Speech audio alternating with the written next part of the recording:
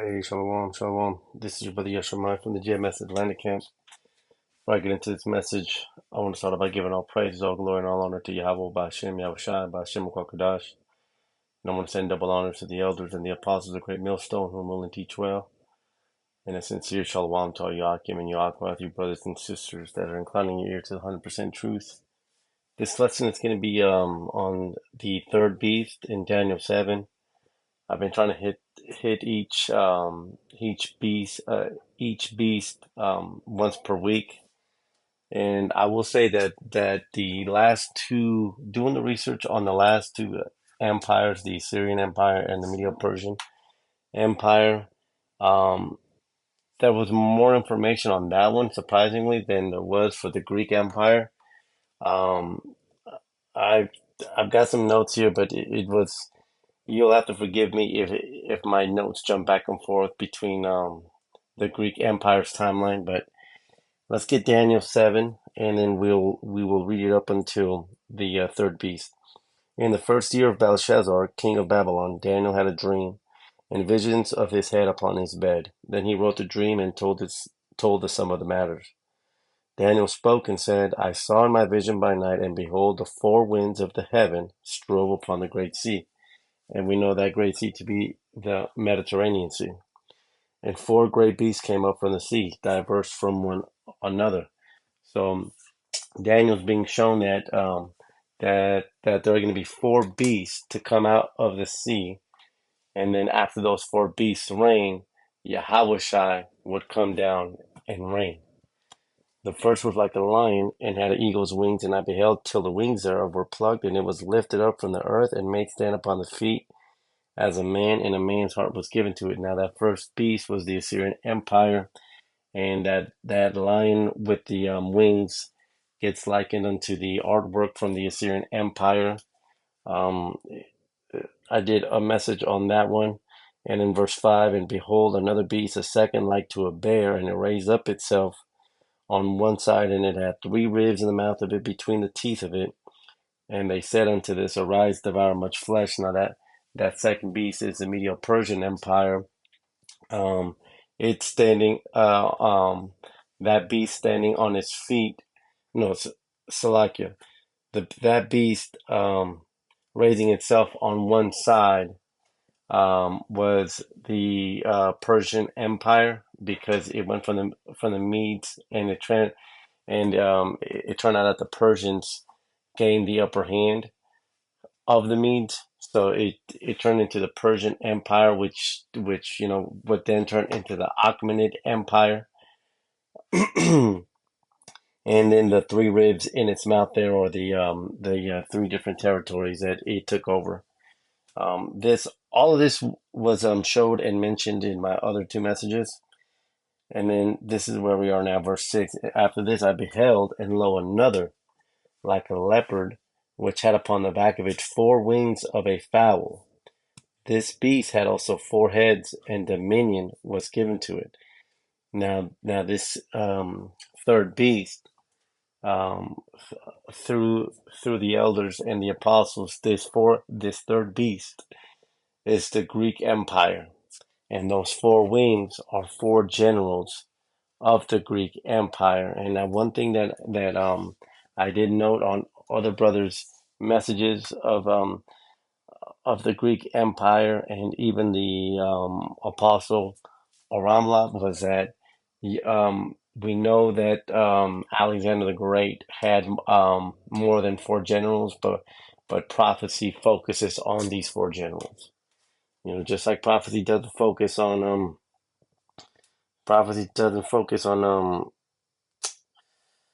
it doesn't focus on all the soldiers. Prophecy here didn't focus on all of the generals either. So before we get into the historical facts, here is a map prior to the takeover of the Greek Empire. So you had Sparta here. Let me see if I can zoom that in. No, I can't zoom that in, man. Oh, there you go.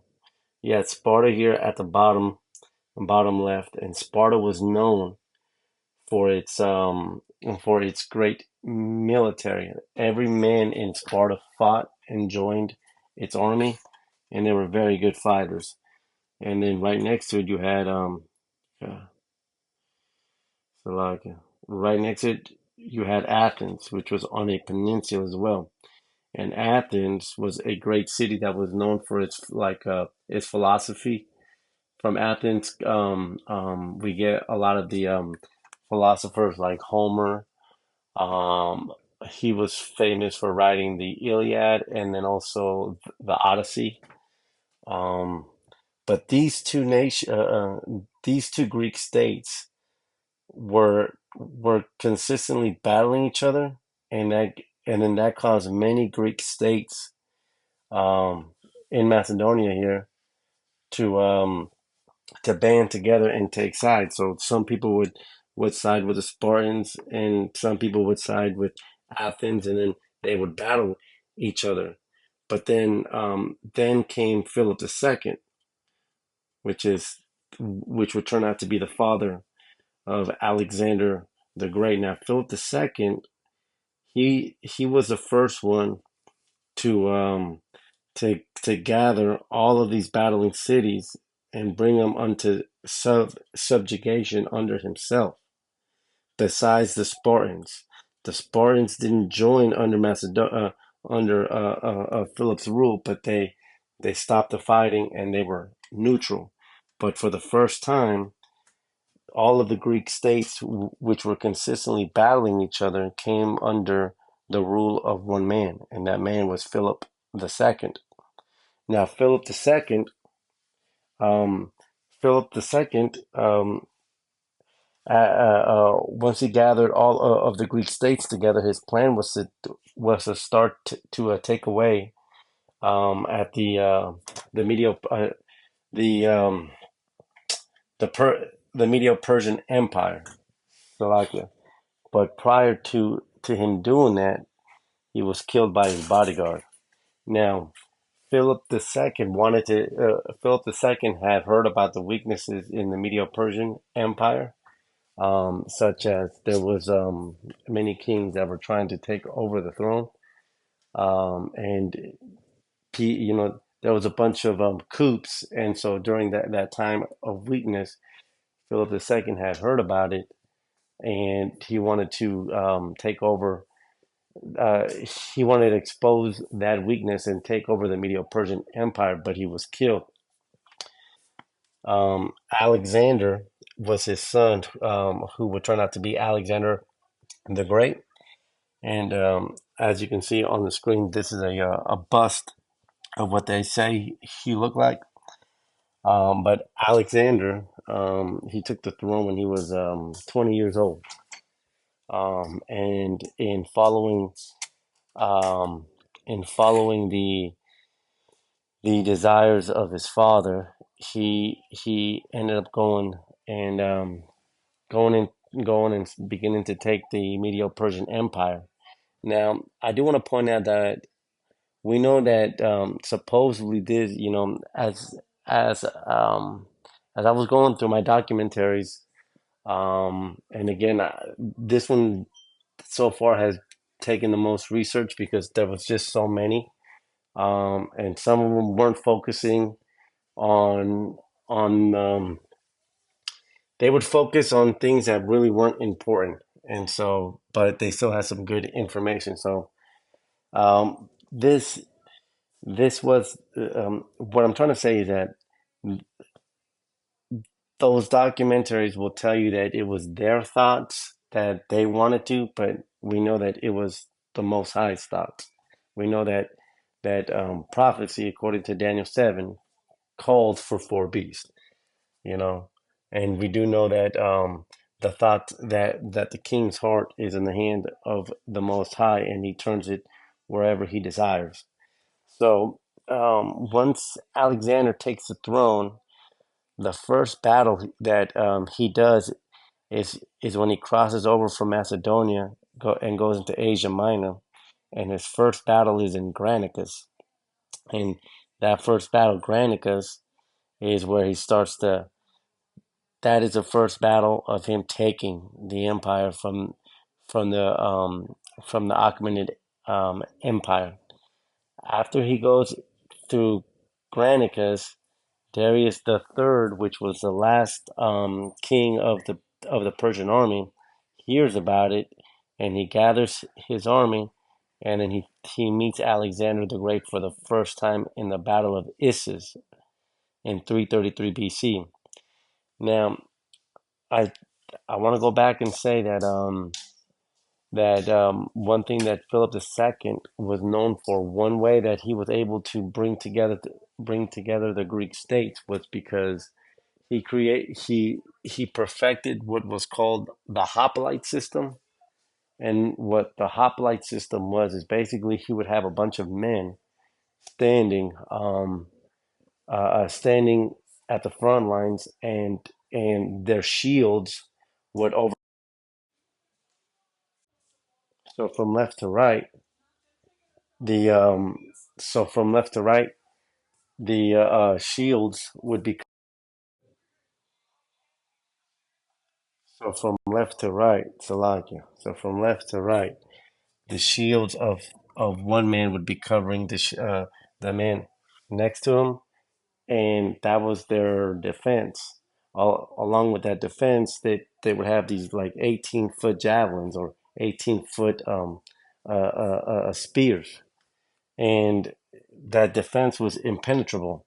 So anytime that they would go to war, people were just basically running into spears. I mean, the way he took over was, um, we know Esau to be the sword of the Most High, and I mean they really had the power of the sword down.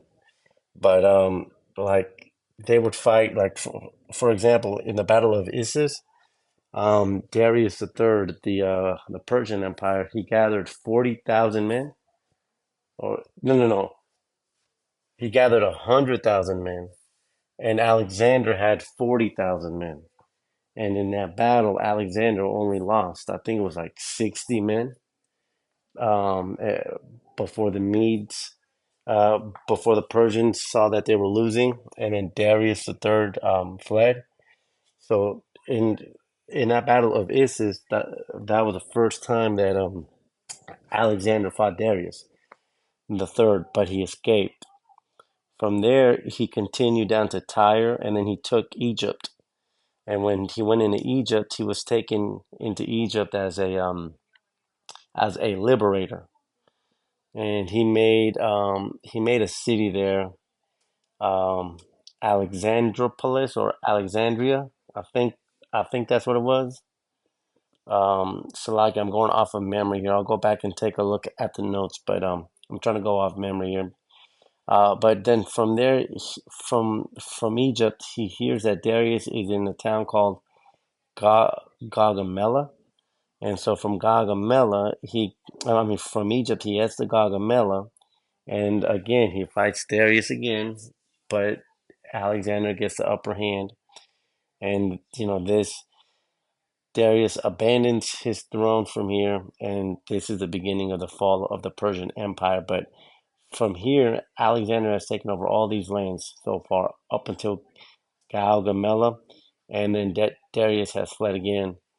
Um, from there, he takes Babylon, he takes Persepolis, and he burns down Persepolis. Now, Persepolis, if you guys remember from the second beast video that I did on the Medio Persian, Persepolis was a great major Persian city, which meant a city of Persia, Persepolis.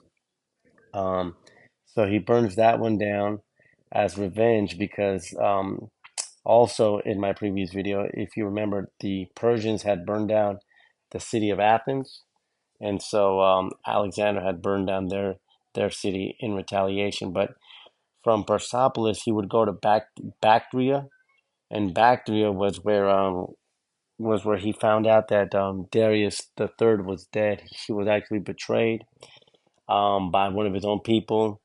Alexander does the so-called noble thing, and he gives Darius a proper burial, and then he kills the guy who betrayed him.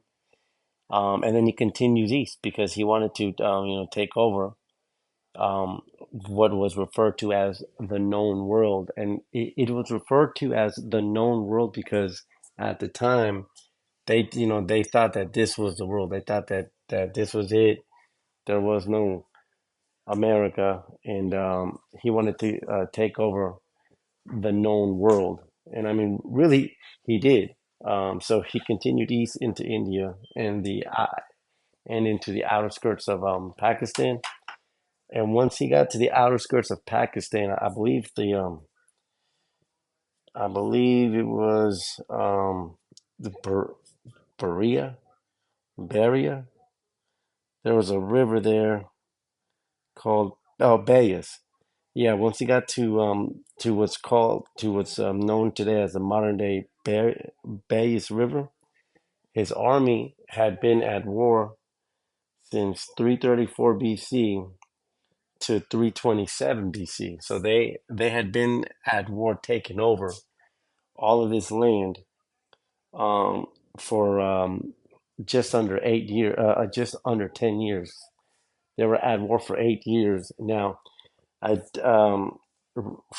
through through the information that I found, all of this land that they took over on horse, which they did in under 10 years, was 3,000 miles from Macedonia to India and to the inner skirts of Pakistan was 3,000 miles, man.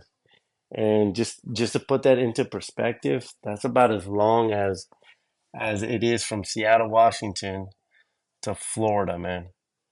So yeah, I was sent this beast 3,000 miles of nothing but fighting, man. Like, and to me, it was just, I mean, like, really, when you think about it, it really is a great thing that could only be done through the Most High because I mean, when they were there, man, like when they were fighting, there was no going back. That there was no taking a plane back. I mean, they were traveling and camping out and took over all this land in less than 10 years. So that's a only through the will of Yahweh could this have been done.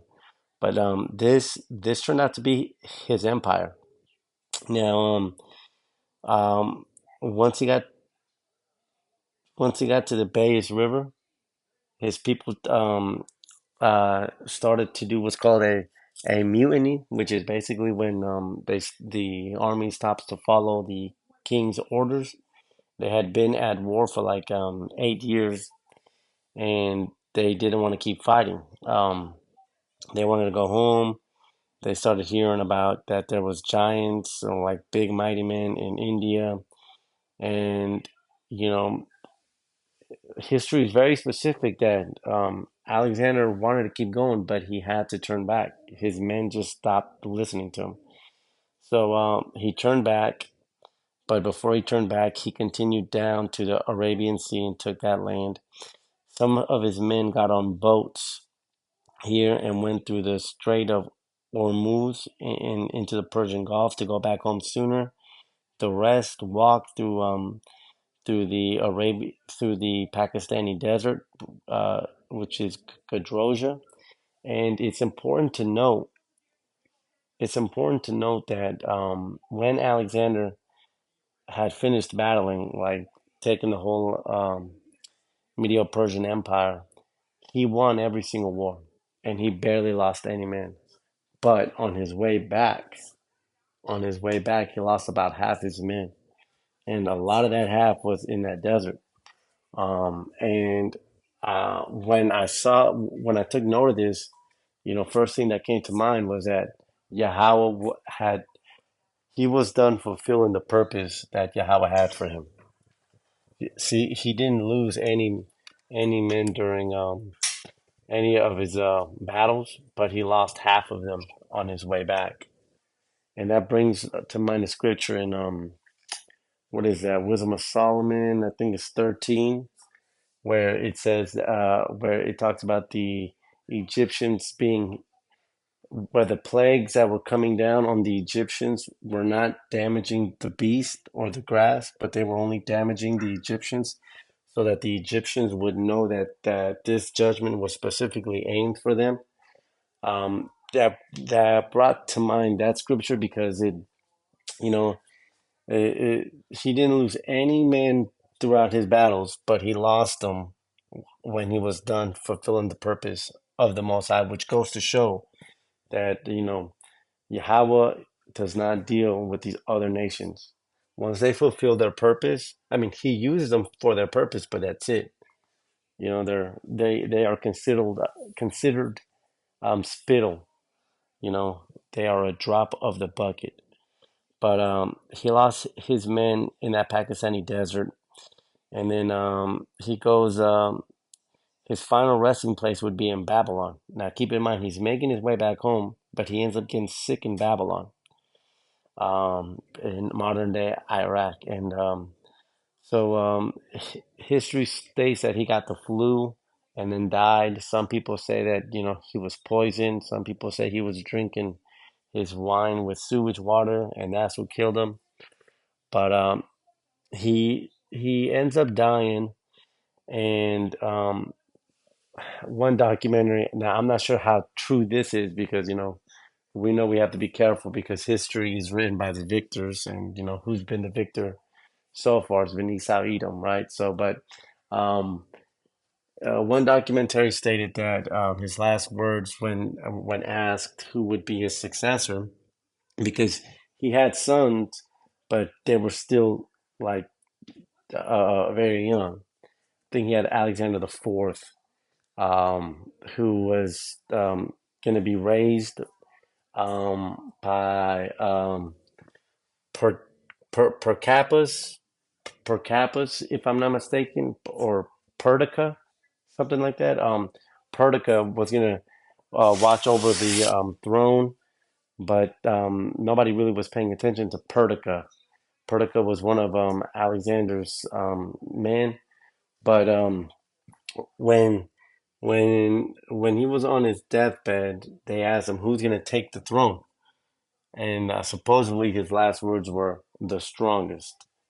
Now, in that room were many generals that Alexander would use. Now, these generals are going into the four wings.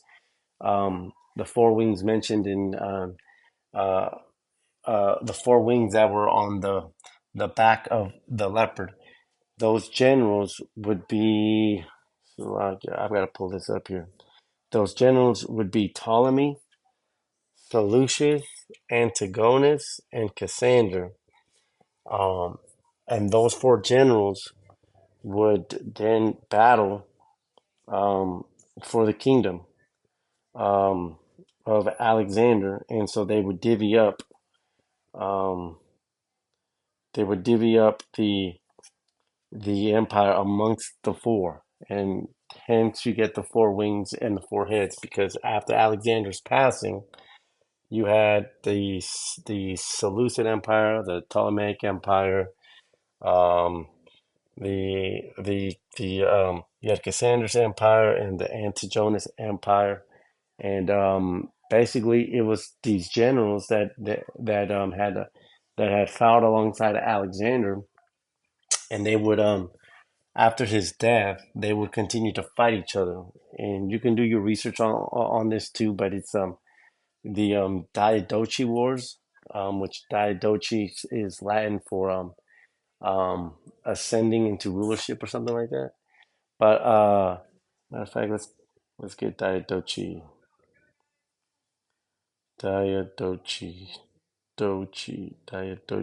right here. Diadochi, Alexander the Great, the strongest. The Diadochi means successor. There you go. I thought it was ascension, but it's Diadochi. And matter of fact, while we're here, let's get four generals of Alexander the Great, and this is gonna it should pull up a map showing you four kingdoms images. Had a good one here somewhere.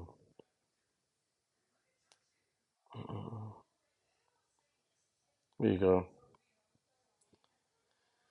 So these were the kingdoms as they were divvied up after the death of Alexander. The Seleucid Empire, Antigonus's empire, Ptolemy took Egypt, and then you had Cassander and Lysimachus.